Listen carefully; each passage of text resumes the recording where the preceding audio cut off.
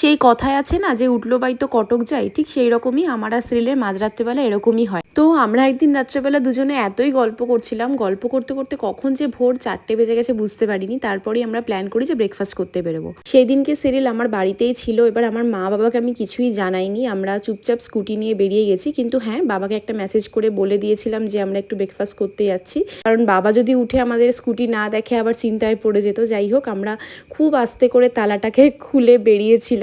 আমি এখন voice over দিচ্ছি আর আমার নিজেরই এখন হাসি পাচ্ছে। যাই হোক, তো ফাইনালি আমরা বেরিয়েছিলাম, তখন প্রায় 4:30 মতন বাজছিল। ব্রেকফাস্টের জন্য আমরা যাচ্ছিলাম টেরিটরি বাজারে। আমার বাড়ি থেকে টেরিটরি বাজার প্রায় 1 ঘন্টা মতনই যেতে লেগেছিল।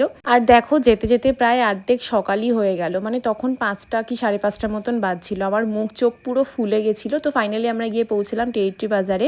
আর ওখানে গেলে আমরা এই আন্টিটার কাছ থেকেই খাই, যিনি খুবই ভালো ব্রেকফাস্ট বানায়। আর এই তোমাদেরকে মেনুটা একটু দেখিয়ে দিলাম। তো আমরা ওখানে নিয়েছিলাম চিকেন মোমো, তারপরে ডাম্পলিং নিয়েছিলাম, পাউ নিয়েছিলাম।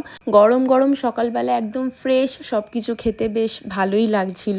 তোমরা হয়তো টেরিটরি বাজারের ব্লগ আগেও আমার চ্যানেলে দেখেছো। যাই হোক, তারপরে আমরা ব্রেকফাস্ট করে বাড়ির দিকে চলে আসছিলাম। তোমাদের ব্লগটা কেমন লাগলো অবশ্যই জানিও। Ten tata.